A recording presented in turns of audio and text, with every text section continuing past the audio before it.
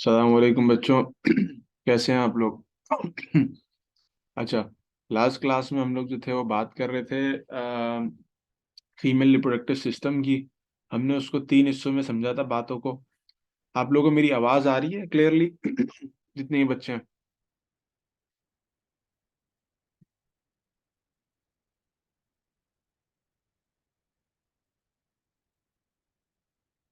बेहतरीन हो गया, गुड हो गया। अच्छा। अम, तो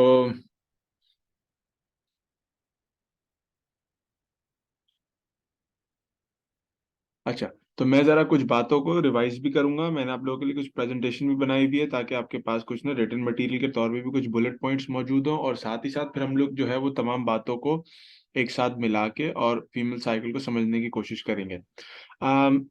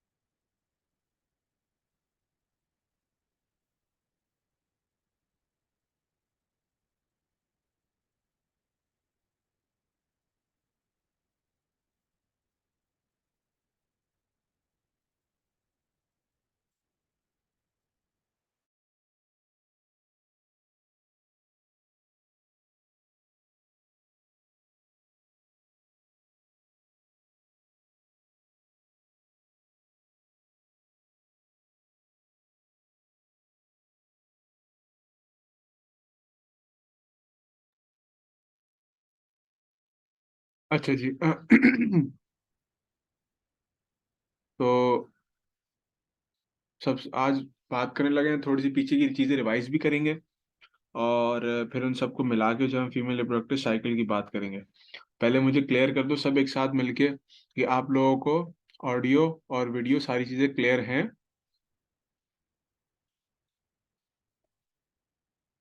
गुड हो गया, बेहतरीन है।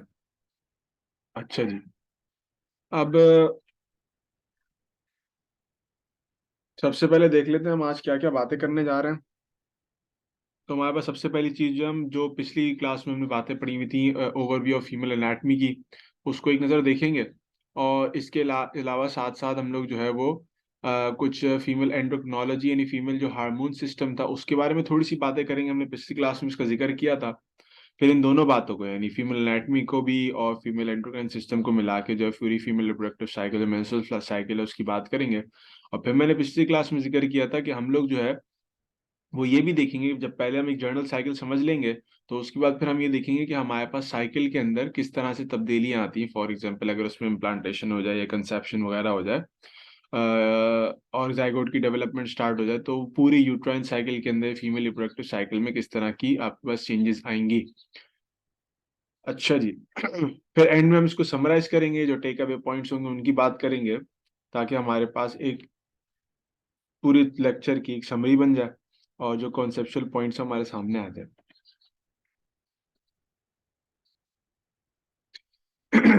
सबसे पहले बात कर लेते हैं फीमेल एनाटमी में हमने क्या क्या चीजें डिस्कस की थी। थोड़ा सा रिवीजन हो जाएगा उन लोगों के लिए जिन्होंने क्लास पहले से ली हुई थी, और थोड़ी सी आपके पास जो है ये एक नई बात हो जाएगी उन लोगों के लिए कि जिन्होंने अभी तक क्लास नहीं ली थी। अच्छा, हमने कहा था कि फीमेल बॉडी जो है, फीमेल रिप्रोडक्टिव ऑर्गन जो है, वो आपके पास 3 मेजर पार्ट्स में डिवाइडेड होता है या 4 मेजर पार्ट्स कह ले तो ज्यादा मुनासिब होगा, क्योंकि चौथा पार्ट आपके पास गोनैड्स होते हैं। तो सबसे पहले आपके पास जो पोर्शन है, ट्यूबुलर पोर्शन होता है, उसको वेजाइना कहते हैं। मैंने इसके कुछ पॉइंट्स लिखवाए भी थे, पुराने लोगों के लिए रिवीजन, नए लोगों के लिए आपके पास एक नई बात, साथ साथ सुनते भी जाएं और उसको नोट करना चाहे तो नोट भी कर लें। ट्यूबुलर पोर्शन है, इसको होता है आपके पास ये, और ये आपके पास स्पर्म्स का एंट्री वे होता है, और यहाँ से आपके पास जो है वो बेबी की डिलीवरी भी होती है। इसको बर्थ कैनाल का नाम भी दिया जाता है। वजाइना आपके पास एक एंड होता है कंस्ट्रिक्टेड पोर्शन में, जिसको हम आमतौर पे सर्विक्स कहते हैं। और सर्विक्स दरअसल पार्ट होता है आपके यूट्रस का। Female reproductive sac like structure, जिसको हम यूट्रस कहते हैं, 3 बेसिक हिस्सों में डिवाइडेड होती है। एक आपके पास जो है फीमेल का फंडस, जो सबसे टॉप मोस्ट पोर्शन होता है, और एक वेजाइना के साथ जो आपके पास एक एसोसिएटेड पार्ट है, कंस्ट्रिक्टेड पोर्शन, उसको हम सर्विक्स कहते हैं। और फाइनली आपके पास जो है बीच में सैक लाइक स्ट्रक्चर है, जहां पर इम्प्लांटेशन और डेवलपमेंट ऑफ जाइगोट या फीटस वगैरह होती है, उसको हम बॉडी कहते हैं। कुछ पुरानी बात रिवाइज करता चलूं यहाँ पर, कि यूट्रस में आपके पास 3 बेसिक लेयर्स होती हैं। 2 बाहर की लेयर्स होती हैं, एक पेरीमेट्रियम होती है, देन उसके बाद एक अंदर मायोमेट्रियम होती है, और सबसे इनर मोस्ट होती है, उसको एंडोमेट्रियम कहते हैं। एंडोमेट्रियम आपके पास बनती है, बढ़ती है और शेड ऑफ हो जाती है वक्त के साथ साथ, थ्रू आउट द मंथ, जो उसका तरीकाकार है। सर्विक्स का मैंने आप लोगों को फंक्शन एक बताया था, जिन लोगों ने लेक्चर लिया था उनको याद भी होगी बात, कि सर्विक्स दरअसल कंस्ट्रक्शन इसलिए है ताकि वो आपके पास किसी भी चीज को जो कि यूट्रस के अंदर है, फॉर एग्जांपल अगर फीटस की डेवलपमेंट हो रही है, तो वो उसको डिसेंड करने से रोकती है। यानी आपके पास अगर किसी किसी भी किस्म का मिसहैप होता है, तो आपके पास जो इमेच्योर अनडेवलप आपके पास फीटस है, वो डिसेंड ना कर जाए through vagina out of the body, तो उसको रोकने के लिए आपके पास सर्विक्स की कंस्ट्रक्शन होती है, कि विजाइना से कोई चीज है वो अंदर प्रोट्रूड ना कर सके towards the body of uterus. और बॉडी ऑफ यूट्रस के अंदर अगर कोई चीज बन रही है, तो वो अनचेक्ड आपके पास बॉडी से बाहर ना जाए, जब तक उसको बाहर भेजना की इंटेंशन ना हो बॉडी की। फंडस बेसिकली प्रोटेक्शन होती है, जो आपके पास अपर विस्ट्रल ऑर्गन से प्रोटेक्ट कर रहा होता है आपके यूट्रस को। उसके बाद हमने कहा था कि हमारे पास यूट्रस से 2 बाइफर्केशंस हैं, या आपके पास 2 कुछ कह लो कि पाथवेज निकल रहे होते हैं, जिनको हम आमतौर पे ओविडक्ट या फेलोपियन ट्यूब्स का नाम देते हैं। इसकी भी हम अगर अपनी किताबों के हिसाब से अगर इसकी डिविजन्स पे जाएं, तो हम ये कहते हैं कि यूट्रस से attach part of oviduct is your proximal end of oviduct या फेलोपियन ट्यूब, और जो ओवरी की तरफ जो पार्ट होता है, ओवरी की तरफ, उसको हम डिस्टल पार्ट आमतौर पे लेबल कर रहे होते हैं। हमने पिछली क्लास में बात की थी है कि प्रॉक्सिमल पार्ट आपके जो ओविडक्ट का होता है, वो दरअसल आपके पास वो पॉइंट है जहां पर फर्टिलाइजेशन होती है। अगर जिन लोगों को याद हो तो बहुत अच्छी बात है। मैंने ये भी बताया था कि कर्व पार्ट जो दरअसल आपके पास होता है, ये कर्व पार्ट जो है ये एम्प्यूला कहलाता है। तो एम्प्यूला जो है वो वो एग्जैक्ट पॉइंट है जहां पर ये जनरली कंसिडर किया जाता है कि स्पर्म और एग सेल की फर्टिलाइजेशन फ्यूजन होती है। लेकिन इसके अलावा अगर हम अपनी फेडरल की बुक की तरफ चलें, क्योंकि सिंध बोर्ड में ऐसी की बात जिक्र नहीं है, लेकिन हम फेडरल बोर्ड की बुक की तरफ जाएं तो वहां बाकायदा लिखी हुई ये बात, और वहां पर मेंशन भी है कि प्रॉक्सिमल रीजन, जो ऊपर वाला पोर्शन होता है, which is like close to the uterus, वो वाला पोर्शन वो है कि जहां पर आपके पास आमतौर पे फर्टिलाइजेशन होती है, और ये एम्प्यूला को कवर करता है पार्ट। इसलिए ये 2 डिफरेंट बातें नहीं, बातें एक ही है। एक बहुत स्पेसिफिक बात है एम्प्यूला के रेफरेंस से, और एक आपके पास जो है वो थोड़ी सी सुपरफिशियल सी बात है कि वो प्रॉक्सिमल पार्ट में होता है। फाइनली आखिर में आपके पास जो है वो ओवरी का पोर्शन होता है, और ओवरी आपको पता है कि मेल फीमेल रिप्रोडक्टिव गोनैड है, और वहां पर आपके पास फॉलिकल्स बनते हैं ओवरी के अंदर। हमने पिछली क्लास के अंदर पूरी फॉलिकल की फॉर्मेशन देखी थी कि फॉलिकल्स की फॉर्मेशन कैसे होती है। अभी मैं इसको जिक्र भी करूंगा आगे जाके बोर्ड के ऊपर। अच्छा जी, now let's talk about female endocrinology, जो लास्ट क्लास का हमारा सबसे आखिरी पार्ट जो हमने डिस्कस किया था, कि फीमेल जो एंडोक्राइन सिस्टम है वो किस तरह से आपके पास काम कर रहा होता है, और उसमें कौन कौन से मेजर हार्मोन्स होते हैं फीमेल बॉडी के अंदर। आपके पास ही मैंने यहाँ पर राइट हैंड साइड के अंदर वो पूरी लिस्ट ऑफ हार्मोन्स बनाई है कि कौन कौन से हार्मोन्स आपके पास आमतौर पर काम कर रहे होते हैं। यहाँ पर आप ये चीज देखते चलिएगा कि व्हाइट वाला जो पोर्शन मैंने यहाँ बनाया, व्हाइट वाले जितने भी आपके पास ये बेंजीन रिंग की तरह की चीजें बनी हुई है, ये ऑर्गन्स हैं या ग्लैंड्स हैं। यानी 3 ऑर्गन्स या ग्लैंड्स आपके पास पूरी फीमेल एंडोक्राइन सिस्टम और इवन के मेल एंडोक्राइन सिस्टम के अंदर भी काम कर रहे होते हैं। उसमें सबसे पहले आपके पास हाइपोथैलेमस है। हाइपोथैलेमस जो है वो रिलीज करता है जीएनआरएच। जीएनआरएच का मतलब होता है गोनाडोट्रोपिन रिलीजिंग हार्मोन। हमने इसका जिक्र किया था मेल साइकिल के अंदर भी, और हमने इसका जिक्र किया था फीमेल साइकिल के अंदर पिछली क्लास में एग्जैक्टली। गोनाडोट्रोपिन रिलीजिंग हार्मोन है, ये स्टिम्युलेट करता है पिट्यूटरी को कि वो रिलीज करे गोनाडोट्रोपिन हार्मोन। अब एक गोनाडोट्रोपिन हार्मोन की दो टाइप्स हमारे पास मिल जाती हैं, एक एफएसएच मिल जाता है, एक एलएच मिल जाता है। मैंने पिछली क्लास में इनके काम भी लिखे थे कि काम क्या होता है, काम अभी हम डिस्कस भी करेंगे। एफएसएच का full form follicle stimulating hormone, और एलएच का मतलब लूटिनाइजिंग हार्मोन। एफएसएच जो है आपके पास वो फॉलिकल की फॉर्मेशन करवाता है, और एलएच आपके पास जो है वो ओव्यूलेशन करवाता है। जितने लोग भी यहाँ जाग रहे हैं, सो रहे हैं, खा नाश्ता कर रहे हैं, बैठे हुए हैं, चिल कर रहे हैं, लेटे हुए हैं, क्या मुझे कोई बता सकता है कि एलएच जब रिलीज होता है और आपके पास ओव्यूलेशन होती है तो उस वक्त कौन सा oocyte रिलीज होता है फीमेल ओवरी से?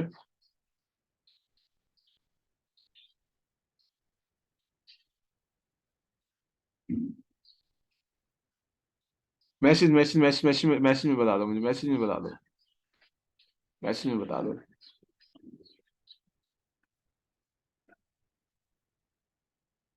एग्जैक्टली, सेकेंडरी oocyte हमारे पास रिलीज होता है, और सेकेंडरी oocyte ओवरी से ओविडक्ट के अंदर चला जाता है। अच्छा, ये तो बात हो गई इस तरफ। मुझे एक बात बताएं, जितने लोग भी जाग रहे हैं, नाश्ता वास्ता कर रहे हैं, सेकेंडरी oocyte फीमेल के क्रोमोसोम नंबर कितना होता है उसका?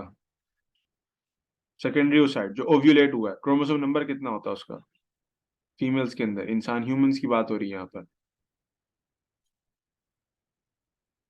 23।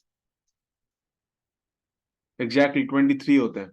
And what about the number of chromatids in that particular oocyte? Chromatids कितने होते हैं? Chromatids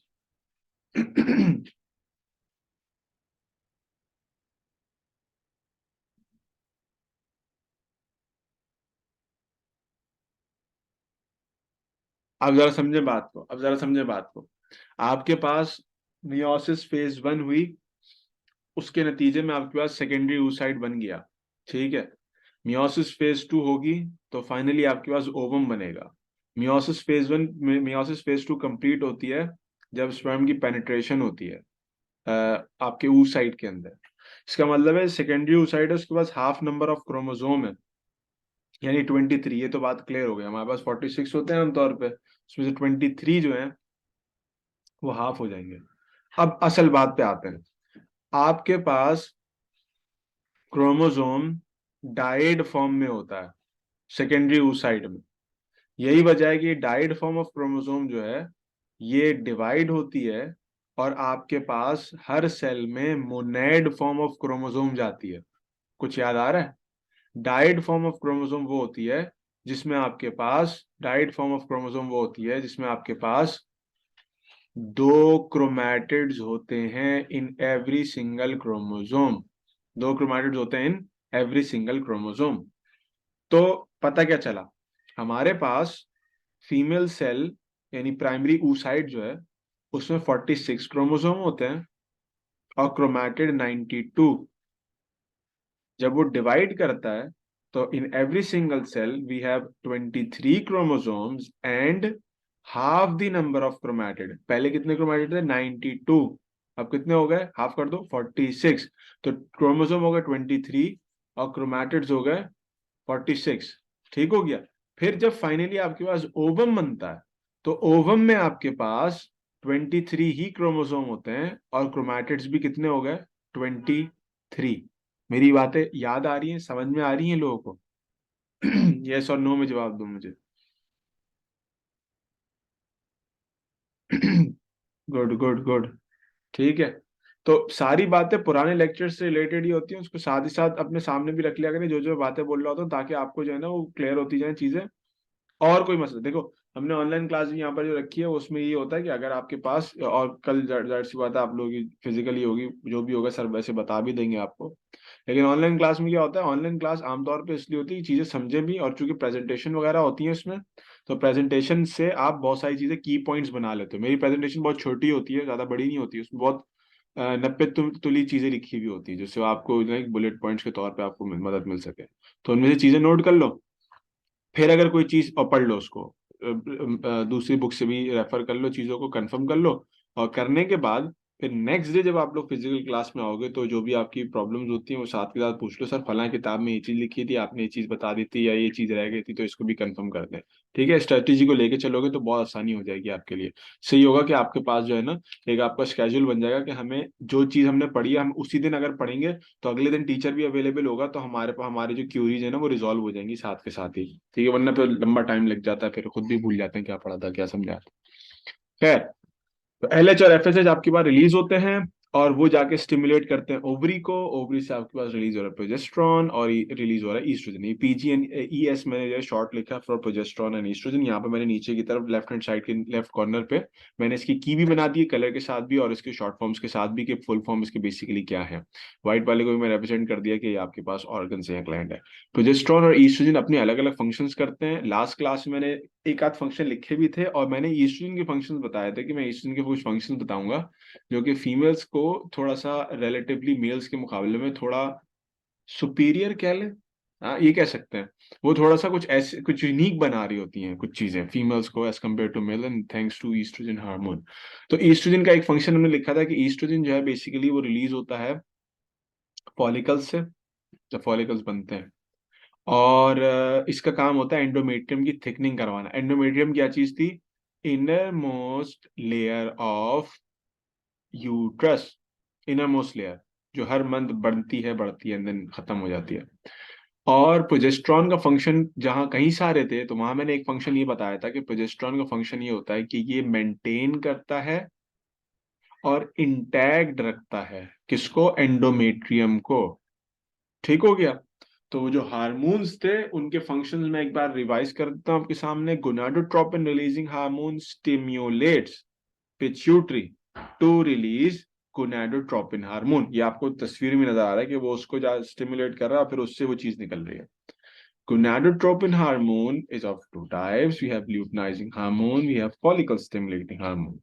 Follicle stimulating hormone stimulates the formation of follicles, जिनके अंदर oocyte होता है। Luteinizing hormone stimulates ovulation, which results in release of secondary oocyte from the ovary into the oviduct. उसके बाद ovary में से आपके पास रिलीज होते हैं ईस्ट्रोजन, जो कि दरअसल फॉलिकल्स रिलीज हो रहे होते हैं। ये आपके पास एंडोमेट्रियम की थिकनिंग करवाता है। Then we have progesterone. Progesterone आपके पास जो है वो रिलीज होता है कॉर्पस लूटियम से। सेल्स वही है फॉलिकल वाले, लेकिन अब उनके अंदर थोड़ी सी जो है वो चेंजिंग आ गई है, थोड़ी सी अमेंडमेंट आ गई है। अब वो आपके पास इससे भी एस्ट्रोजन रिलीज नहीं कर रहे, प्रोजेस्टेरॉन भी साथ साथ रिलीज कर रहे हैं। प्रोजेस्टेरॉन के कई सारे फंक्शन में से एक फंक्शन मैंने बताया कि प्रोजेस्टेरॉन आपके पास जो है वो मेंटेन करता है और इंटैक्ट रखता है आपके एंडोमेट्रियम की लाइनिंग को। ठीक हो गया? अच्छा जी। अब जरा बात कर लेते हैं एक ओवरव्यू की, कि हमारे पास मेंस्ट्रुअल साइकिल का ओवरव्यू क्या है। तो उसके लिए मैंने यहाँ पर एक अदद कह लो कि एक छोटी सी एक चार्ट सा बना दिए ताकि आपके सामने चीजें रहें। ठीक है, और साथ ही साथ मैंने राइट हैंड साइड कॉर्नर के ऊपर डेज भी लिख दिए कि डेज आपके पास किस तरह से अप्रोक्सीमेट टेंटेटिवली आपके पास डेज कहाँ से कब तक चलती हैं, कौन कौन सी फेज कौन सी दिन से कौन सी दिन तक चलता है। यहाँ पर ये बात याद रखिएगा, अभी मैं बोर्ड के ऊपर भी जाऊंगा तो मैं बात आपके सामने रखूंगा कि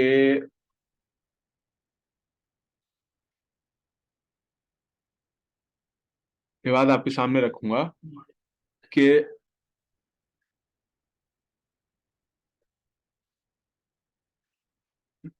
अच्छा, कि आपके पास ये जो फीमेल साइकिल है ना, या कोई भी साइकिल इंसानों की चल रही हो किसी की भी चल रही हो, वो आपके पास बटन से नहीं चलती कि आपने बटन ऑन किया मोबाइल खुल गया, बटन ऑफ दबाया दोबारा तो मोबाइल ऑफ हो गया। तो इसी तरह से बटन आप दबा रहे हैं तो जो साइकिल भी चलती जा रही है आपकी हार्मोनल। तो इस तरह से आपके पास जो है ना वो नहीं चल रहा होता। ठीक हो गया? अच्छा। अच्छा, अब देखो ये सारी चीजें जो है ना पीछे से स्टिमुलेट हो रही है सर्टेन हार्मोन्स के नतीजे में। तो ये साइकिल आपके पास 30 डेज की भी हो सकती है टू कंप्लीट, ये कुछ केसेस में 35-40 डेज की भी हो सकती है, ये कभी कभार 25 दिन की भी हो सकती है। तो ये इसकी कोई फिक्स टाइम लिमिट नहीं है कि ये आपके पास कितनी लंबी होगी कितनी नहीं होगी। साल के तौर पे अगर आपने फेडरल की बुक खोल के देखो तो उसके अंदर एक जगह पे कहीं मेंशन है कि 3 से 5 दिन का आपके पास जो है वो मेंस्ट्रुअल फेज होता है। अगर आप दूसरी बुक्स में कभी खोल के देखो तो वहां पर 7 डेज तक का आपके पास फेज होता है। तो ये डिपेंड करता है कि आप किस तरह के एनवायरनमेंट में रह रहे हैं, आप कितनी हेल्दी डाइट यूज कर रहे हैं, आपके इंटरनली आप कितने हेल्दी हो, सारी चीजें हैं। तो उस पर सारी फेजेस आपके पास डिपेंड कर रही होती हैं।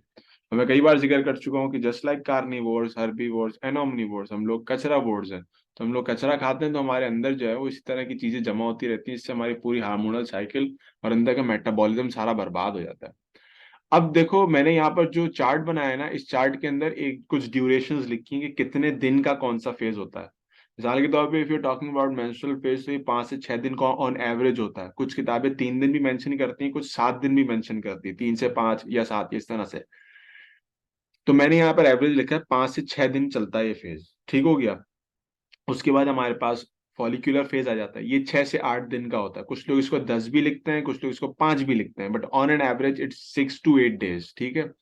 फिर ओव्यूलेशन फेज आता है। अच्छा, ओव्यूलेशन फेज आपके पास इसको होने में सिर्फ 5 से 10 मिनट लगते हैं। यानी सिर्फ रप्चर होता है आपके पास फॉलिकल, और उसमें से सेकेंडरी साइड बाहर आ जाता है, इसको तकरीबन 5 से 10 मिनट लगते हैं। लेकिन this can take about 1 to 2 days इस काम को होने में। 1 से 2 दिन लग सकते हैं, 1 से 2 दिन में किसी भी दिन ये काम हो सकता है। ठीक है, तो इसलिए 1 से 2 दिन यहाँ मेंशन किया हुआ है। 1 से 2 दिन का मतलब ही नहीं कि एक दिन फटने में लगेगा फॉलिकल को और अगला दिन जो है वो उसमें से ओव्यूलेट होगा, ये वाला सीन नहीं है। 1 से 2 दिन का टाइम फ्रेम होता है, ये विंडो होती है, इसमें किसी भी टाइम पे 5 या 10 मिनट लगते हैं, आपके पास जो है फॉलिकल रप्चर हो जाता है और वो साइड बाहर आ जाता है। Then we have one of the longest phase which is luteal phase. तकरीबन 10 से 15 दिन लगते हैं। 12 भी लग सकते हैं, 9 भी लग सकते हैं, 17 भी लग सकते हैं, लेकिन एवरेज आपके पास 10 से 15 दिन की होती है इसकी। ये तो होगा टोटल डेज के कितने डेज लग रहे हैं। अब बात कर लेते हैं डे 1, डे 2, डे 3 किस तरह से होता है। देखो मैं आपको एक बात समझाऊं, ये है साइकिल। साइकिल का कोई एंड और कोई स्टार्ट नहीं होता। यानी जिस तरह से हम बोलते हैं कि भाई हमारे पास फॉर एग्जाम्पल माइटोसिस की सेल साइकिल है, तो माइटोसिस की सेल साइकिल जो है, उसको किसी का दिल चाहे वो इंटरफेस से स्टार्ट कर दे, किसी का दिल चाहे माइटोसिस से स्टार्ट कर दे। आप उससे लड़ नहीं सकते कि नहीं हम तो माइटोसिस से शुरू करेंगे, बोले नहीं मुझे तो इंटरफेस पसंद है, वहां से स्टार्ट करूंगा। तो साइकिल की कहीं से भी ना स्टार्ट या कहीं एंड नहीं होता, इसलिए उसको साइकिल कह रहे हैं हम। लेकिन कोई अगर आपके पास लीनियर फ्लो में कोई चीज चल रही, फॉर एग्जाम्पल आपके पास गैमेटोजेनेसिस है, और वही बंदा बोले कि मैं जो है ना वो स्पर्मेटिड से साइकिल डिवीजन स्टार्ट करूंगा, तो वहां से डिवीजन स्टार्ट नहीं हो रही। डिवीजन स्पर्मेटोगोनिया से ही स्टार्ट होगी, और वो अल्टीमेटली एंड होगी स्पर्म या स्पर्मेटोजोआ के ऊपर। तो ये जो साइकिल है, इसको आप कहीं से भी स्टार्ट कर सकते हो और कहीं भी एंड कर सकते हो। मैं पढ़ाते वक्त प्रेफर करता हूँ फॉलिकुलर फेज से साइकिल को समझाना। ठीक है, फॉलिकुलर फेज से समझाना प्रेफर करता हूँ। लेकिन हमारी किताबों में नोट्स में आप लोग पढ़ते भी हो, याद भी करते हो, क्योंकि मेंस्ट्रुअल फेज पहला फेज होता है। तो मजबूरन मैं वहीं से स्टार्ट कर लें, ताकि जो है ना आपकी किताबों से थोड़ी सी कॉन्ट्रडिक्शन ना हो ज्यादा, बाद में फिर बोलोगे। तो लेकिन समझाते हुए मैं बात बताऊंगा कि मैं फॉलिकुलर फेज से पसंद क्यों करता हूँ, प्रेफर क्यों करता हूँ इस साइकिल को समझाना। ठीक हो गया। खैर, अगर अपनी बुक्स को लेते हुए चले तो मेंस्ट्रुअल फेज आपके पास जो है वो पहले से यानी फर्स्ट डे से लेके 5वें दिन तक, तो ऑलमोस्ट अराउंड 1 to 5 या 1 to 3 या 1 to 7 डेज होता है। मैंने एवरेज रख दिया 5 दिन, ना 7 पे गया ना 3 पे गया, बीच का रख लिया 5 दिन। तो डे 1 से लेके डे 5 तक आपके पास मेंस्ट्रुअल फेज है। ठीक है। अभी इनकी कुछ सेलिंग फीचर्स भी आगे शो करूंगा कि इन फेजेस में असल में हो क्या क्या रहा होता है, मेन मेन बातें जो होती हैं। उसके बाद छठे दिन से लेके 12वें या 13वें स्लैश मैंने इसलिए डाला हुआ है कि इट कैन आइदर बी 12 और 13 डे तक आपके पास फॉलिकुलर फेज है, तो सेकंड फेज ही हो गई। 13 डे पे आपके पास एक फॉलिकुलर फेज खत्म हुआ। 14th डे पे आमतौर पे या कुछ किस्म 13 डे पे ही आपके पास ओव्यूलेशन फेज हो जाता है। 14 डे पे ओव्यूलेशन होगी, मैंने अभी जिक्र किया, 5 से 10 मिनट लगते हैं फॉलिकल को रप्चर होने में। फॉलिकल रप्चर होता है, उस साइड बाहर आता है, ओव्यूलेशन फेज खत्म। जैसी ये ओव्यूलेशन फेज खत्म होगी, क्योंकि आपको पता है ओव्यूलेशन जिस का मतलब क्या होता है, ओव्यूलेशन का मतलब होता है release of secondary oocyte from the ovary into the oviduct. ये आपके पास ओव्यूलेशन कहलाता है, ओव्यूलेट करके आप कहते हो उसको। तो वो इतनी सी कहानी है, उसको हम ओव्यूलेशन फेज कहते हैं। और कुछ लोग इसलिए इसको ओव्यूलेशन फेज को अलग से लिखते भी नहीं है, मैं जरा उस पर भी आता हूँ। फाइनली आपके पास लूटियल फेज है, यानी अगर 14 डे पे आपके पास हो गई है ओव्यूलेशन, तो 15 डे से आपके पास जो है वो ल्यूटियल फेज स्टार्ट होता है। और तकरीबन जैसे मैंने आपको यहाँ पर मेंशन किया हुआ 15 से लेके 30th डे, तो आपके पास तकरीबन 10 से 15 15 16 या 15 14 15 दिन आपके पास कम से कम ल्यूटियल फेज को लगते हैं होने में, खत्म होने में। अगर आप फेडरल बोर्ड की बुक खोलो, सिंध बोर्ड में तो इसी तरह से M F O और L इस तरह से फेजेस, या सी, कॉर्पस लूटियल फेज को सी भी लिखते हैं एंड में ना, लूटियल फेज, कॉर्पस लूटियम की वजह से उसको लूटियल कहते हैं। ये सिंध बोर्ड की अगर आप बुक खोलोगे तो उसमें 4 फेजेस हैं। फेडरल बोर्ड की बुक खोलोगे उसमें 3 फेजेस हैं। दूसरी किताबें भी खोलोगे, इंटरनेट भी सर्च करोगे, उसमें 3 फेजेस हैं आपके पास। एक मेंस्ट्रुअल फेज हो गया, फॉलिकुलर हो गया, लूटियल हो गया। ठीक है। कुछ और एडिशनल नाम भी होते हैं इनके, मैं वो भी बताते जाता हूँ, वो भी सुनते जाओ। फॉलिक्यूलर फेज को एक नाम देते हैं pre ovulatory phase. Pre ovulatory phase, ठीक हो गया।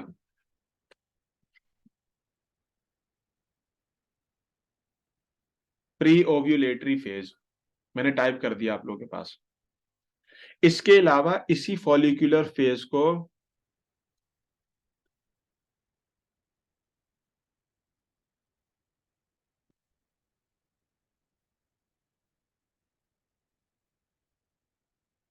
प्रोलिफरेशन फेज या प्रोलिफरेटिव फेज भी कहते हैं, क्योंकि इसके अंदर आपके पास माइटोटिक डिवीजन हो रही होती है एंडोमेट्रियम की, और एंडोमेट्रियम ग्रो कर रहा होता है इन साइज।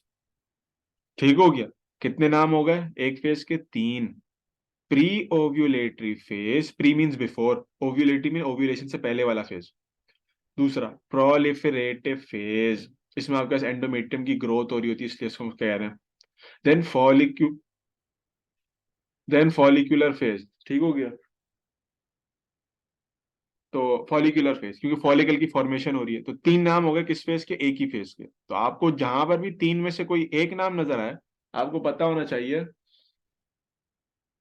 तो आपको पता होना चाहिए कि ये बात हो रही है फॉलिक्यूलर फेज ही की। आपको इसमें से जो नाम आसान लगता है अपने दिमाग में बिठा लो, बाकी सारे नाम नाम जो है वो सेकेंडरी टर्शियरी रख लो एक तरफ। बात कर लेते हैं लूटियल फेज की। लूटियल फेज आ रहा है किसके बाद? ओव्यूलेशन के बाद, इसलिए उसको हम नाम देते हैं post ovulatory phase. Post ovulatory phase नहीं, आफ्टर ओव्यूलेशन। इसके लिए एक और नाम भी इस्तेमाल करते हैं जो किताबों में इस्तेमाल हुआ हुआ है और आपके पास फेडरल बोर्ड में भी इस्तेमाल हुआ हुआ है, वो है सिक्रीटरी फेज। सिक्रीटरी फेज क्यों होता है उसके ऊपर मैं आऊंगा, और मैंने इसका जिक्र भी की थी बात, कि इस फेज में, लूटियल फेज में, यूट्राइन वॉल्स अपने पास से ग्लाइकोजिन रिलीज करने लगती हैं, ग्लाइकोजिन। ठीक हो गया, इसलिए इसको सिक्रीटरी फेज भी कहते हैं, सिक्रीशन हो रही है तो वहां पर। और तीसरा नाम लूटियल फेज हो गया। तो मैं जरा कंक्लूड कर दूं मैंने यहाँ तक क्या बातें बोली हैं। मैंने आपसे कहा पहली बात कि साइकिल जो है वो ऑन ऑफ बटन से नहीं चलती, कि आपने बटन दबाया तो एक फेज हो गया, फिर बटन दबाया दूसरा फेज आ गया, बटन दबाया तीसरा फेज आ गया। ठीक है, ऐसे नहीं चल रहा। कैसे चल रही है? हार्मोन्स की रेगुलेशन से। हार्मोन्स की रेगुलेशन डिपेंड करती है आपके मूड पे, स्ट्रेस लेवल पे, आपकी स्ट्रेस लेवल पे, आपकी फिजिकल एक्टिविटीज पे, खाने पे, डाइट पे, बहुत सारी चीजों के ऊपर। ठीक है, जितने अच्छा होगा उसके हिसाब से आपके पास जो है चीजें चल रही होंगी।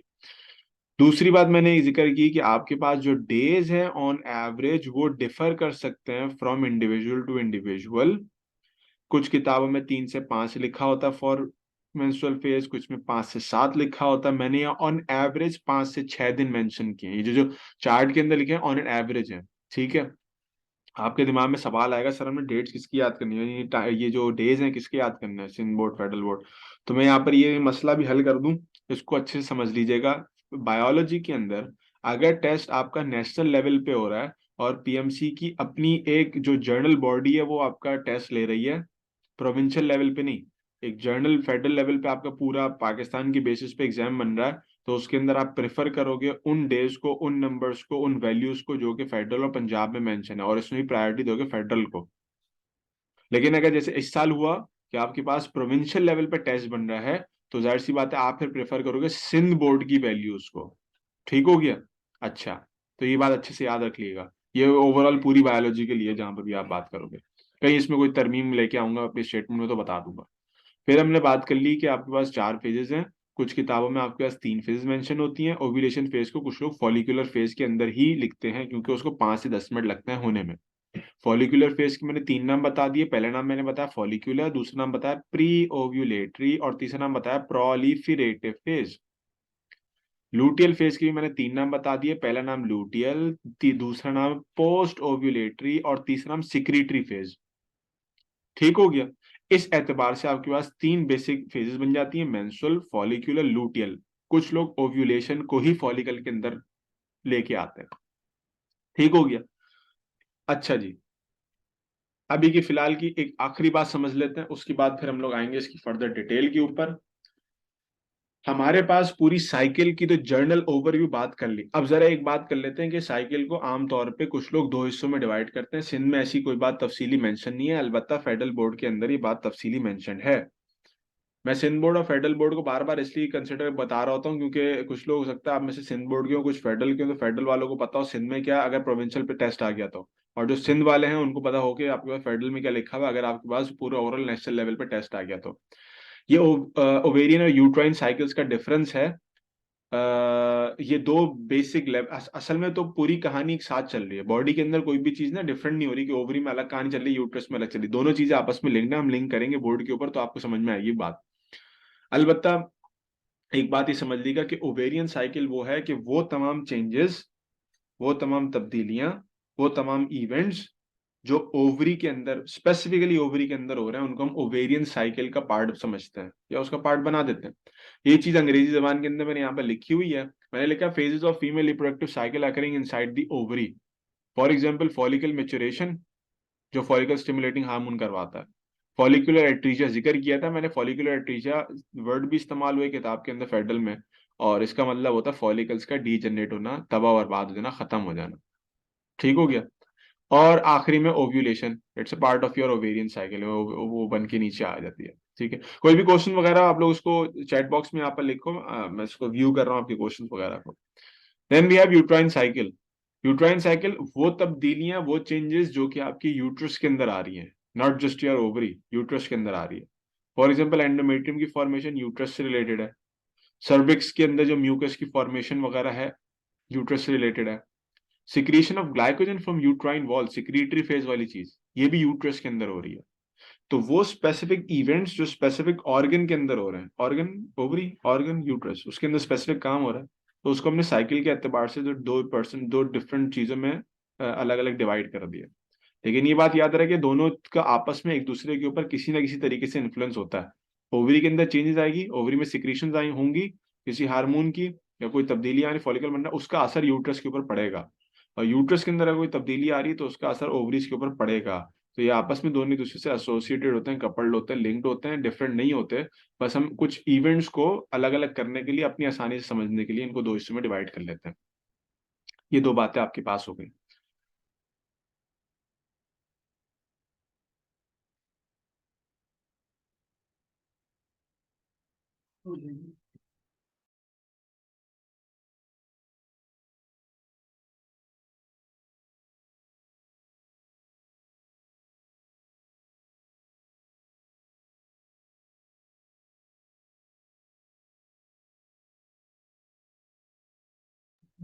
अच्छा जी, तो फिलहाल मैं इसको यहीं तक रोक रहा हूँ।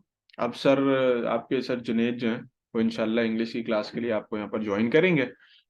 उस वक्त तक फिलहाल यहाँ तक मैं सारी चीज़ें रोक देता हूँ। हाँ, ये मैं कोशिश करूंगा कि आप लोगों को जो है इसकी ये जो है वो लिंक भी दे दूंगा, कोई चीज़ नोट ना कर पाओ या कोई चीज़ नोट करनी हो, वरना स्क्रीनशॉट लेना तो उसका स्क्रीनशॉट लेते चले आना चाहिए, तो पूरी प्रेजेंटेशन भी सेंड कर दूँ, कोई ऐसा इशू नहीं है मुझे।